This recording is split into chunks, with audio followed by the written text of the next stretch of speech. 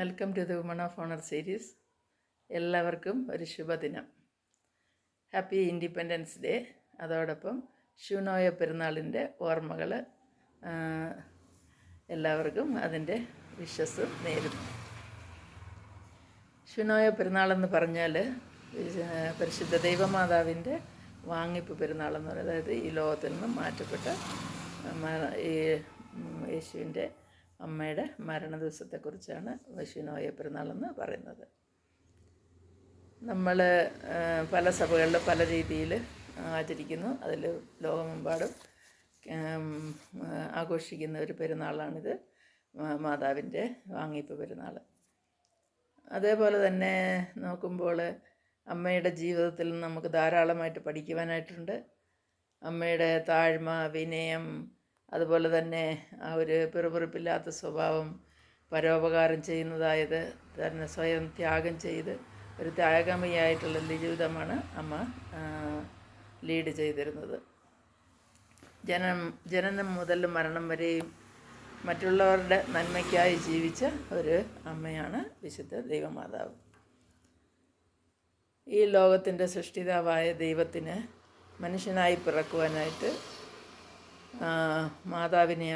മാതാവിൻ്റെ ഗർഭപാത്രത്തിൽ പരിശുദ്ധാത്മാവിനാൽ വചനം ജഡമായി തീർന്ന് യേശുക്രിസ്തു ജനിച്ചത് നമുക്കറിയാമല്ലോ.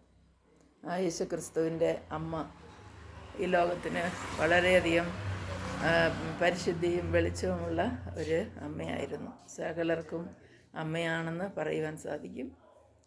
രണ്ടാമത്തെ ഹവ്വ എന്ന് വിളിക്കപ്പെടുന്നു.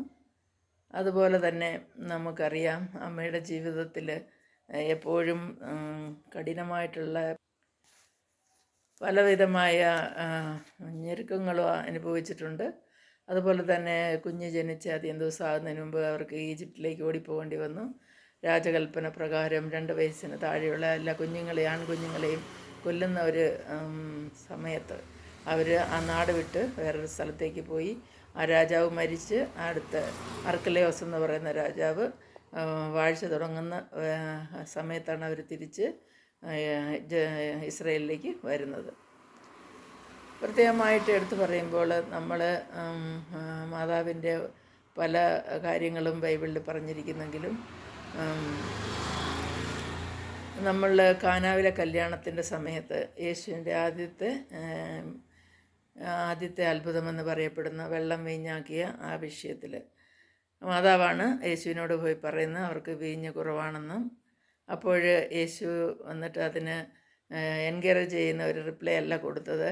എന്നാൽ മാതാവ് അവിടെ നിന്ന് പരിചാരകരോട് പറയുന്നത്, നിങ്ങൾ അവൻ എന്തെങ്കിലും കൽപ്പിച്ചാൽ അത് പ്രകാരം ചെയ്യുവീൻ എന്ന് പറഞ്ഞിട്ട്. അങ്ങനെ അവൻ പറഞ്ഞ പ്രകാരം അവർ കൽഭരണികളിൽ വെള്ളം നിറച്ച് വെച്ചു. അത് വൈനായി മാറിയതൊക്കെയും നമുക്കറിയാം. അപ്പോൾ ഇതിൽ നമുക്ക് പഠിക്കാനുള്ളത് എന്താണ്? അവൻ എന്തെങ്കിലും കൽപ്പിച്ചിട്ടുണ്ടെങ്കിൽ നിങ്ങളത് ചെയ്യുവീൻ എന്നുള്ളത്. അപ്പോൾ നമ്മളോട് കർത്താവായ യേശുക്രിസ്തു കൽപ്പിച്ചിരിക്കുന്ന കാര്യങ്ങൾ അത് പ്രവർത്തിക്കാനായിട്ടും അതനുസരിച്ച് ജീവിക്കുവാനായിട്ടും അതനുസരിച്ച് നമ്മൾ പെരുമാറുവാനൊക്കെയും നമ്മൾ ബാധ്യസ്ഥരാണ്. അവൻ്റെ പഠിപ്പിക്കലുകളൊക്കെയും വളരെ ലോകത്തിന് തന്നെ മാതൃകയായിട്ടുള്ള കാര്യങ്ങളാണെന്ന് നമുക്കറിയാമല്ലോ. നമ്മളുടെ പ്രവൃത്തികൾ കണ്ട് മറ്റുള്ളവർ യേശുവിനെ അറിയണമെന്നാണല്ലോ വചനം പറയുന്നത്. അപ്പോൾ ഈ ഇൻഡിപെൻഡൻസ് ഡേയുടെ ഈ അവസരത്തിൽ ഏറ്റവും നല്ല ഒരു തീരുമാനം എടുക്കുവാൻ പറ്റിയ സമയമാണ്.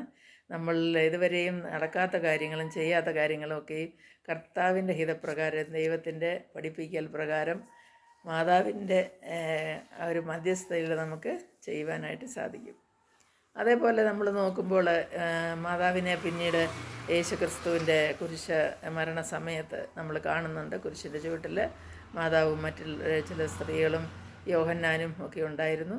ആ സമയത്ത് യേശുക്രിസ്തു മാതാവിനെ നോക്കിയിട്ട് ശിഷ്യനോട് പറയുന്നത്, അതായത് യോഹന്നാനോട് പറഞ്ഞ്, ഇതാ നിൻ്റെ അമ്മ എന്ന് പറഞ്ഞിട്ട് അമ്മയെ ഏൽപ്പിക്കുന്നതായിട്ട് നമുക്ക് കാണുവാൻ സാധിക്കും. അപ്പോൾ അന്ന് മുതൽ ആ ശിഷ്യൻ മാതാവിനെ അവരുടെ കൂടെ ചേർത്ത് കൊണ്ടുവന്ന് നമ്മൾ വായിക്കുന്നുണ്ട്. നമ്മൾ നോക്കിക്കഴിയുമ്പോൾ യേശുവിൻ്റെ മരണശേഷമൊക്കെയും ശിഷ്യന്മാരെല്ലാം ചിതറിപ്പോയി. എല്ലാവരെയും യഹൂദന്മാരെ ഭയപ്പെട്ട് പലയിടത്തും ഒളിച്ചിരിക്കുകയും പലരും പട്ടണം വിട്ട് ദൂരേക്ക് പോകാനൊക്കെ ശ്രമിച്ചു. വളരെയധികം ഭീതിയിലും ഭയത്തിലും കഴിഞ്ഞിരുന്ന ആ സമയത്ത് അവരൊരു മാളികയിലായിരുന്നു അവർ താമസിച്ചിരുന്നത്. എന്നാൽ നമ്മൾ അപ്പോസ്തല പ്രവൃത്തി 1-ാം അധ്യായത്തിൽ കാണുന്നത് മാതാവ് അവിടെ കടന്നു ചെന്ന് മാതാവും മറ്റു ചില സ്ത്രീകളും യേശുവിൻ്റെ സഹോദരന്മാരും ഒക്കെ ചേർന്ന് ശിഷ്യന്മാരുടെ കൂടെ കൂടി അവർ അവിടെ പ്രാർത്ഥന കഴിച്ചു പോന്നുവെന്ന് നമ്മൾ വായിക്കുന്നു. അപ്പോൾ മാതാവ് ഈ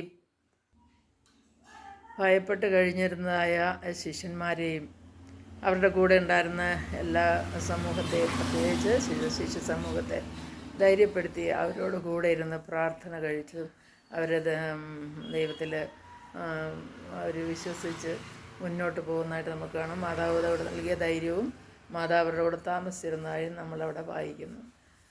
യഹൂദ സ്ത്രീയായിരുന്ന അമ്മ യേശുവിനോടൊപ്പം ജീവിച്ചു. യേശുവിൻ്റെ മരണശേഷം യോഹന്നാനോടൊപ്പം എഫേസൂസിലാണ് ജീവിച്ചിരുന്നത്.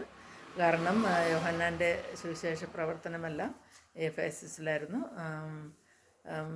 യോഹന്നാൻ്റെ മരണവും കല്ലറയൊക്കെയും എഫേസൂസിലാണ് ഉള്ളത്. അതുപോലെ മാതാവും എഫേസൂസിൽ വെച്ച് മരിച്ചു അടക്കപ്പെട്ടു എന്ന് വിശ്വസിക്കുന്നു. അവിടെ മാതാവിൻ്റെ കല്ലറ എന്ന് പറഞ്ഞിട്ട് അതിൻ്റെ മേലെ ഒരു ചെറിയ ദേവാലയം ഉള്ളതായിട്ട് നമുക്കറിയാം. അതോടൊപ്പം തന്നെ മറ്റ് അത് ഓർത്തഡോക്സ് ക്രിസ്ത്യൻസും ഈസ്റ്റേൺ ക്രിസ്ത്യൻസും എല്ലാം വളരെ മാതാവ് ശരീരത്തോടെ ഉടലോടെ സ്വർഗത്തിലേക്ക് എടുക്കപ്പെട്ടുവെന്ന് വിശ്വസിക്കുന്നവരും ഉണ്ട്. അതുപോലെ തന്നെ ജെറുസലേമിൽ നമ്മൾ നോക്കുമ്പോൾ കിദ്രോൻ വാലിയിൽ യഹൂദന്മാരുടെ കല്ലറയോട് ചേർന്ന് അവിടെ ഒരു മാതാവിൻ്റെ വെർജിൻ മേരിയുടെ കല്ലറയുള്ളതായിട്ട് കാണാം. അതുപോലെ അവിടെ ഒരു ചെറിയ ദേവാലയമുണ്ട്. അതിന് ഒരു പറയുകയാണെങ്കിൽ ചർച്ച് ഓഫ് അസംഷൻ എന്ന് പറയപ്പെടുന്നു. എങ്ങനെ ആണെങ്കിലും നമുക്ക് ലോകമെമ്പാടും ഇന്നത്തെ ദിവസം മാതാവിൻ്റെ മരണം ദിനം ആഘോഷിക്കുന്നു. ഇന്നത്തെ ദിവസത്തിൽ നമുക്കും ഒരു നല്ല മാതാവിനോടുള്ള മധ്യസ്ഥയിലും സ്മരണയിലും നമ്മളുടെ ജീവിതങ്ങളെയും കർത്താവിനായിട്ട് സമർപ്പിച്ച് നമ്മളുടെ ജീവിതം മുമ്പോട്ട് കൊണ്ടുപോകാം. എല്ലാവർക്കും ഒരു നല്ല ദിനം ആശംസിക്കുന്നു. Bye to all.